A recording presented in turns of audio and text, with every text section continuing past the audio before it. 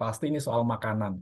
Bukan, soal olahraga. Enggak, bukan itu. Diet itu pertaruhannya adalah tubuh kita. Ya. Nomor 4 itu penting banget dan itu paling sering diabaikan.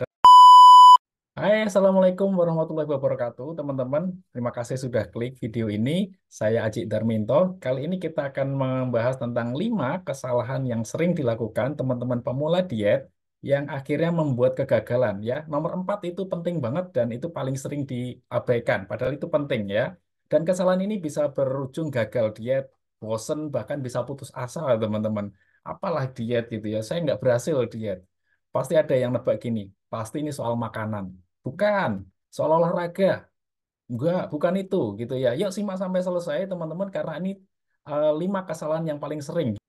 Oke, kita langsung masuk yang pertama. Tidak punya ilmu teman-teman.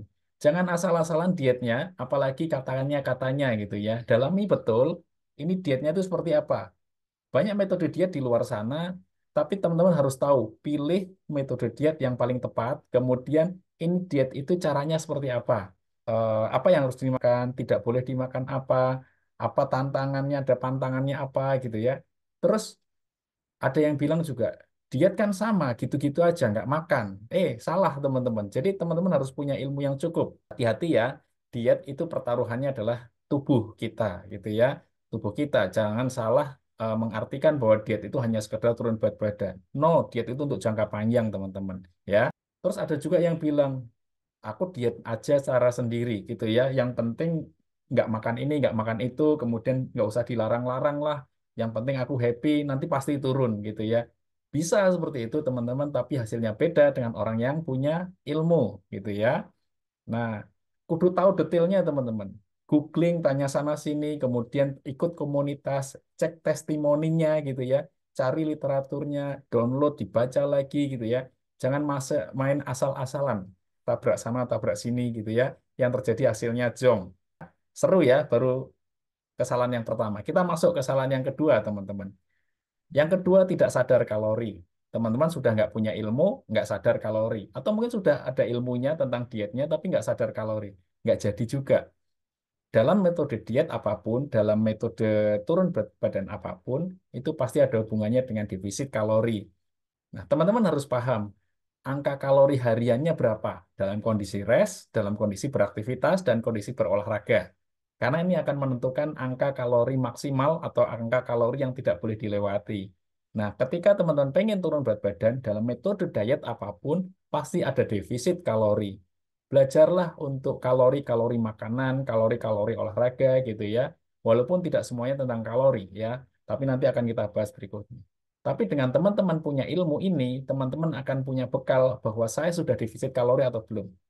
Kesalahan nomor 2 ini yang sering terjadi adalah teman-teman tidak paham kalorinya, hanya mengandalkan metodenya diet saja. Dengan produk semahal apapun, dengan metode secanggih apapun, sudah berhasil banyak orang, tapi kalau nggak paham kalori yang masuk, sama saja, zonk. Ya. Oke. Yang ketiga, sadar nutrisi, teman-teman. Ketika turun berat badan, input kalori jelas harus di-manage. Input kalori harus dikurangi, ya minimal di bawah kebutuhan kalori sehingga teman-teman terjadi defisit kalori.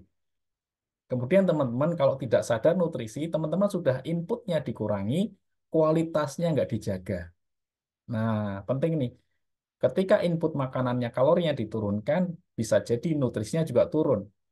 Makanya bisa gagal diet karena sudah mengurangi banyak hal, sudah tahu metodenya, tapi gagal di nutrisinya. Ada makronutrisi, ada mikronutrisi, dan fitonutrisi. Nanti detailnya kita bahas di video berikutnya ya. Dan teman-teman, kalau teman-teman nggak sadar secara detail bahwa kita butuh protein, vitamin, mineral gitu ya, kemudian gimana kebutuhan cairannya, kebutuhan lemaknya, kebutuhan karbohidratnya, kebutuhan proteinnya, nggak detail di situ, hasilnya hanya turun berat badan. Secara kualitas jauh gitu ya. Lebih tua, lebih loyo, lebih lemes, lebih kempot gitu ya. Makanya banyak orang yang bikin gagal diet karena kata orang seger yang kemarin deh. Kok nggak tambah lebih seger, kok nggak tambah sehat? Ya karena teman-teman nggak sadar di nutrisinya. Jadi perlu ilmu di situ. Nih, nomor 4 nih, mulai penting nih. Nomor 4, tidak punya komunitas. Nah, Kenapa tidak punya komunitas itu penting? Karena komunitas itu adalah tempat bergaulnya kita sehari-hari, teman-teman.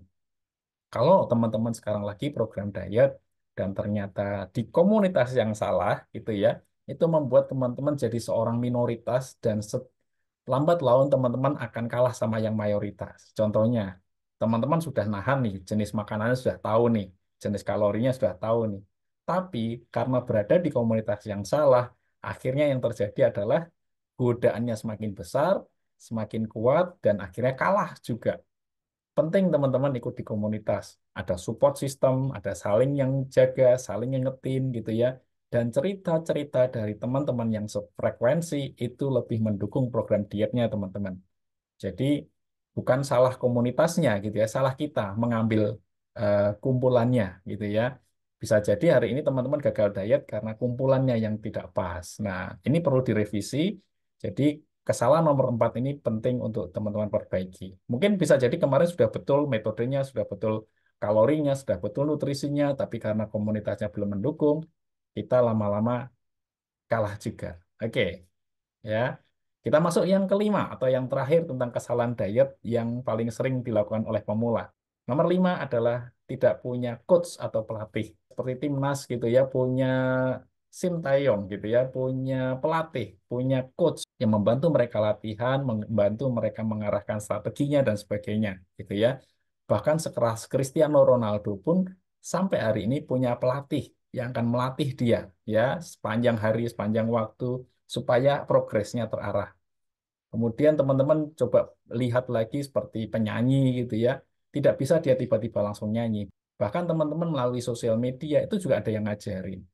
Coach, banyak informasi di luar sana. Saya kan bisa YouTube, saya bisa googling, saya bisa lihat-lihat orang yang sudah berhasil. Teman saya berhasil dengan lihat YouTube. Teman-teman, ada YouTube, ada Google, tetap butuh pelatih, teman-teman. Kalau nggak kayak gitu, timnas lihat Google sama YouTube pun bisa harusnya berhasil gitu ya. Tapi nggak semudah itu. Pelatih itu penting perannya. Dia akan mengingatkan, membimbing, memantau, bahkan teman-teman akan disupport dengan ilmu-ilmu terbaiknya sehingga punya edukasi yang lebih maksimal gitu ya. Nah, sering gagalnya diet itu ada hubungannya juga saling mengandalkan dengan informasi yang ada. Jadi akhirnya coba sana, coba sini, nabrak sana, nabrak sini, akhirnya zonk. So, punya coach, punya pelatih sangat penting buat teman-teman yang sedang diet, apalagi pemula. Teman-teman butuh insight banyak, butuh ilmu lebih banyak. So, punya coach akan membantu teman-teman mempercepat waktu. Waktu belajar, waktu mencari edukasi, waktu mencari nutrisi gitu ya. Coach akan membantu itu. Dan itu akan membantu sekali dalam program diet, terutama untuk pemula. So, itu teman-teman yang bisa saya bagikan untuk 5 kesalahan yang sering terjadi oleh pemula diet dan ini yang membuat gagalnya diet. So, semoga bermanfaat. Teman-teman kasih komentar pengalamannya teman-teman soal diet ini, apalagi teman-teman yang sedang mulai, dan bisa bagikan video ini ke teman-teman yang sedang program dan mungkin bahkan gagal diet gitu ya. Jangan lupa subscribe, like, dan komennya untuk support kami membantu memberikan video-video edukasi yang terbaik lainnya. Saya Cik Darminto, terima kasih untuk perhatiannya. Assalamualaikum warahmatullahi wabarakatuh.